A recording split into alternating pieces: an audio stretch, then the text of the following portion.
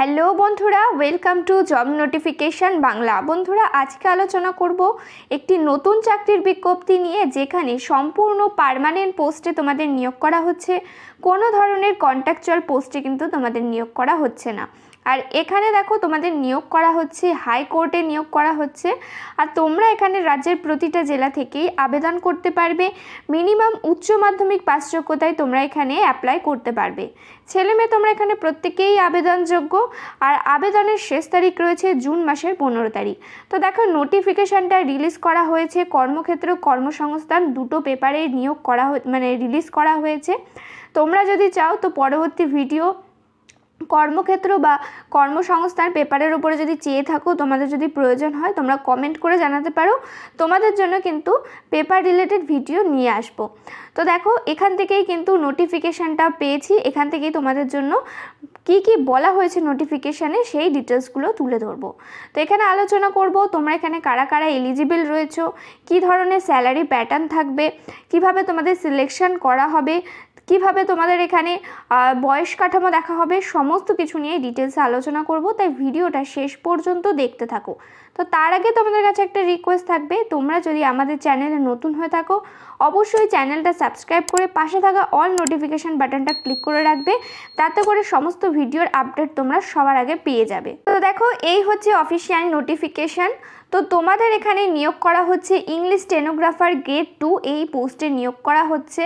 এখানে তোমাদের pay level থাকছে, স্যালারি থাকবে 39,900 টাকা থেকে 1,26,600 টাকা পর্যন্ত এখানে স্যালারি রয়েছে। প্লাস এখানে বলা হয়েছে, দেখো, যা অ্যালাউন্সেস থাকে অ্যাজ পার রুল অনুযায়ী তোমরা কিন্তু অ্যালাউন্সেস পেয়ে যাবে। টোটাল তোমাদের এখানে 54টা পোস্টে নিয়োগ করা হচ্ছে। তো এখানে দেখো, ক্যাটাগরি ওয়াইজ পোস্টগুলো ভাগ করা হয়েছে। যেখানে রয়েছে দেখো, জেনারেল কোটাতে রয়েছে টোটাল 23টা পোস্ট, এসসিতে রয়েছে 4টে, এসটিতে রয়েছে 9টা, ইডাব্লিউএসে রয়েছে 5টা। তারপরে এখানে ওমেন ক্যান্ডিডেটদের জন্য আলাদাভাবে ভ্যাকেন্সি ভাগ করা হয়েছে। জেনারেল ক্যান্ডিডেটে রয়েছে 8টা, এসসিতে রয়েছে 1টা, এসটিতে রয়েছে 3টে, তারপরে ওবিসিতে রয়েছে 4টে, তারপরে ইডাব্লিউএসে রয়েছে 2টো। এক্স সার্ভিসম্যানরাও এখানে আবেদন করতে পারবে। এক্স সার্ভিসম্যানদের ক্ষেত্রে এখানে টোটাল ভ্যাকেন্সি রয়েছে 5টা। পিএইচ ক্যান্ডিডেটদের জন্য এখানে সুযোগ রয়েছে, তারা এখানে টোটাল 3টে পোস্ট পেয়ে যাচ্ছে। এইভাবে এখানে কিন্তু ক্যাটাগরি ওয়াইজ পোস্টগুলো ভাগ করা হয়েছে। তো তারপরে এখানে দেখো বাকি কি বলা হয়েছে। তো দেখো, এসেনশিয়াল কোয়ালিফিকেশান বলা হয়েছে। তোমরা যদি যে কোনো স্ট্রিম থেকে, যে কোনো ইউনিভার্সিটি থেকে যদি গ্র্যাজুয়েশন করে থাকো তাহলেই আবেদন করতে পারবে। আর সাথে অবশ্যই কিন্তু তোমাদের টাইপিং স্পিড থাকবে, জানা থাকতে হবে। যেমন তোমাদের এখানে বলা হয়েছে ইংলিশ স্টেনোগ্রাফার এই পোস্টে নিয়োগ করা হচ্ছে। তো সেক্ষেত্রে তোমাদের এখানে ইংলিশ শর্ট হ্যান্ড সম্বন্ধে কিন্তু তোমাদের টাইপিং স্পিড থাকতে হবে। যেখানে বলা হয়েছে 100 word per minute in English shorthand. তোমাদের কিন্তু মিনিটে 100 ওয়ার্ড পার মিনিট, অর্থাৎ 1 মিনিটের মধ্যে 100 কিওয়ার্ড দিতে হবে শর্ট হ্যান্ডের মধ্যে। এইভাবে টাইপ করার কিন্তু দক্ষতা লাগবে, অর্থাৎ স্টেনোগ্রাফার সম্বন্ধে তোমাদের জ্ঞান থাকতে হবে। তারপরে এখানে বলা হয়েছে নলেজ অফ কম্পিউটার অপারেশন, তোমাদের কম্পিউটারের নলেজ কিন্তু জানা থাকতে হবে। তো যার মধ্যে থেকে দেখো, তোমাদের কম্পিউটারের সার্টিফিকেট চাওয়া হয়েছে।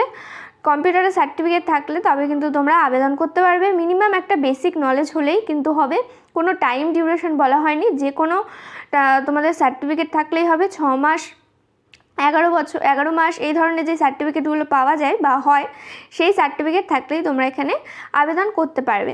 তারপরে রয়েছে দেখো এজ লিমিট। তো এজ লিমিটে বলা হয়েছে তোমরা এখানে 18 থেকে 35 বছর বয়স পর্যন্ত আবেদন করতে পারবে। তোমাদের বয়সটা কাউন্ট করা হবে অ্যাপ্লিকেশান যেদিন শেষ হচ্ছে সেই ডেট অনুযায়ী, অর্থাৎ জুন মাসের 15 তারিখ অনুযায়ী কিন্তু তোমাদের এখানে অ্যাপ্লিকেশান, তোমাদের যে বয়সটা রয়েছে সেটা কিন্তু কাউন্ট করা হবে। তো এখানে দেখো, তোমাদের এজ রিল্যাক্সেশন দেওয়া হচ্ছে, কিন্তু তোমাদের যারা ওয়েস্ট বেঙ্গল থেকে আবেদন করছো তাদেরকে কিন্তু জেনারেল ক্যাটাগরি হিসেবেই গণ্য করা হবে।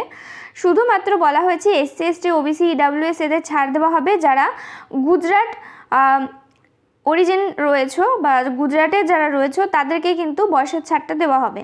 কিন্তু ওম্যান ক্যান্ডিডেট যদি হয়ে থাকো আমাদের ওয়েস্ট বেঙ্গলে তারা কিন্তু এখানে 5 বছরের বয়সের ছাড় পেয়ে যাবে।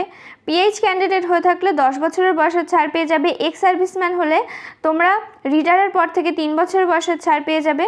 আর যদি তোমরা যে কোনো ডিস্ট্রিক্ট কোর্টের এমপ্লয় হয়ে থাকো, এর আগে অ্যাজ এ এমপ্লয় হিসেবে যদি কাজ করে থাকো বা কোনো হাইকোর্টে যদি কোনো তোমাদের কাজ করে থাকো, তো সেক্ষেত্রে 5 বছরের বয়সের ছাড় কিন্তু তোমরা পেয়ে যাবে। তো তারপরে আসি মোড অফ সিলেকশন, কীভাবে তোমাদের সিলেকশন করা হবে। তো সিলেকশন টোটাল 3টে ধাপের মাধ্যমে করা হবে। প্রথমে তোমাদের এখানে একটা রিটেন টেস্ট করানো হবে, যেটা তোমাদের ডেসক্রিপটিভ টাইপের হবে, 40 নম্বরের পরীক্ষা হবে। তারপরে তোমাদের স্কিল টেস্ট করানো হবে, যেখানে স্টেনোগ্রাফি সম্বন্ধে স্কিল দেখা হবে, 40 নম্বর থাকবে। তারপরে থাকবে ইন্টারভিউ, যেখানে টোটাল 20 নম্বরের পরীক্ষা হবে। তো যার মধ্যে থেকে তোমাদের রিটেন টেস্ট যেটা থাকছে কিভাবে হবে সেটা এখানে বলে দেওয়া হয়েছে। দেখো, রিটেন টেস্টটা হচ্ছে টোটাল 40 নম্বরের, টোটাল 90 মিনিট তোমরা এখানে সময় পাবে। ইংলিশ ল্যাঙ্গুয়েজে তোমাদের পরীক্ষাটা দিতে হবে। Syllabus essay writing, letter writing এই ধরনের তোমাদের থাকবে। ইংলিশ গ্রামার, ল্যাঙ্গুয়েজ এগুলো থেকে তোমাদের প্রশ্ন হবে। আর তোমাদের এখানে কিন্তু মিনিমাম 50% মার্কস পেতে হবে, এটা রয়েছে কোয়ালিফাইং মার্কস। এটা যদি কোয়ালিফাই করো তারপরে কিন্তু তোমাদের স্টেনোগ্রাফির স্কিল টেস্টে পরবর্তী যে ধাপ রয়েছে স্কিল টেস্টের জন্য কল করা হবে। এটা শুধু কোয়ালিফাই মার্কস রয়েছে, এটা পেলেই কিন্তু তোমাদের জবটা হচ্ছে না, এটা কিন্তু মনে রাখবে। তারপরে যদি এখানে অ্যাপিয়ার করে যাও, তারপরে হবে তোমাদের স্কিল টেস্ট টোটাল 4 মিনিটের হবে। টোটাল 2টো প্যাসেজ তোমাদের লিখতে হবে, 100 ওয়ার্ড পার মিনিট এটার ডিউরেশন রয়েছে। তারপরে এখানে বলা হয়েছে ওয়ার্ড পার পেজ 400টা রয়েছে। তারপরে টোটাল টাইম এখানে বলা হয়েছে 50 মিনিট, সমস্ত কিছু মিলিয়ে 50 মিনিট। তো এইভাবে তোমাদের পরীক্ষাটা হবে, 40 নম্বরের পরীক্ষা থাকবে। এখানে যদি অ্যাপিয়ার করে যাও তারপরে হবে তোমাদের এখানে ভাইভা টেস্ট। তো ভাইভা টেস্ট হবে টোটাল, অর্থাৎ ইন্টারভিউ টোটাল হবে তোমাদের এখানে 20 নম্বরের পরীক্ষা। আর এখানেও কিন্তু মিনিমাম 50% মার্কস তোমাদেরকে পেতে হবে, তাহলে তোমরা এই ইন্টারভিউ যেটা থাকছে সেটা কোয়ালিফাই করবে। অর্থাৎ তোমাদের কিন্তু মিনিমাম 10 এখানে পেতেই হবে, তাহলে তোমরা ইন্টারভিউটা কোয়ালিফাই করবে। তারপরে রয়েছে সিলেকশন প্রসিডিওর, অর্থাৎ তোমাদের ফাইনাল মেরিট কিভাবে তৈরি হবে। তো ফাইনাল মেরিট 3টে ধাপের উপরেই নির্ভর করে তৈরি হবে। তোমাদের এখানে রিটেন টেস্টের নাম্বারটাও যোগ হবে, স্কিল টেস্টের নাম্বারও যোগ হবে, আবার তোমাদের এখানে ইন্টারভিউর নাম্বারটাও কিন্তু যোগ হবে।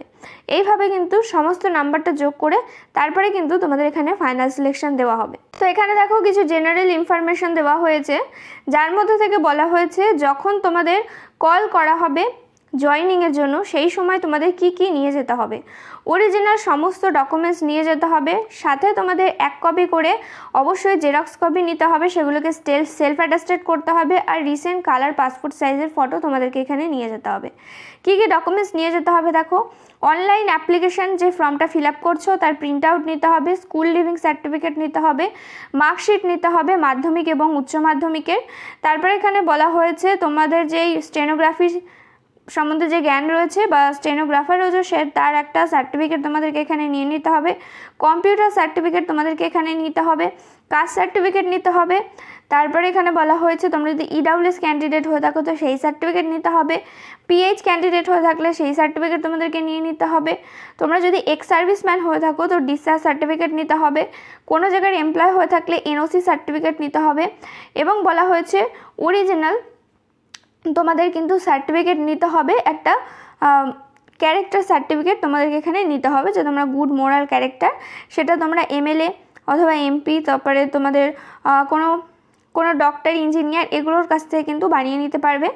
তারপরে এখানে বলা হয়েছে গভর্নমেন্ট গ্যাজেটেড অফিসার দ্বারা কিন্তু একটা তোমাদের সার্টিফিকেট নিতে হবে, যদি তোমাদের কোনো দিন নাম বা সারনেম কোনো যদি চেঞ্জ করে থাকো তো সেক্ষেত্রে। আর যদি না করে থাকো এটা নেওয়ার কিন্তু কোনো প্রয়োজন নেই। কোনো ক্রিমিনাল কেস থাকলে তোমাদের বিরুদ্ধে সেই রিলেটেড সার্টিফিকেট নিতে হবে, না থাকলে নেওয়ার প্রয়োজন নেই। আর তারপরে এখানে বলা হয়েছে আইডেন্টি প্রুফ সার্টিফিকেট তোমাদের অরিজিনালটা নিতে হবে। এই ডকুমেন্টসগুলো তোমাদেরকে কিন্তু সমস্তটা নিয়ে নিতে হবে। তো নোটিফিকেশান কোথা থেকে রিলিজ করা হয়েছে দেখো বলে দিই। নোটিফিকেশান রিলিজ করা হয়েছে হাইকোর্ট অফ গুজরাটের তরফ থেকে, আর এটা রয়েছে এদের অফিসিয়াল ওয়েবসাইট। এই ওয়েবসাইটে গিয়েই তোমরা অনলাইনে ফর্মটা ফিল আপ করতে পারবে। তোমরা গুগলে গিয়ে এটা সার্চ করবে www.gujarathighcourt.nic.in।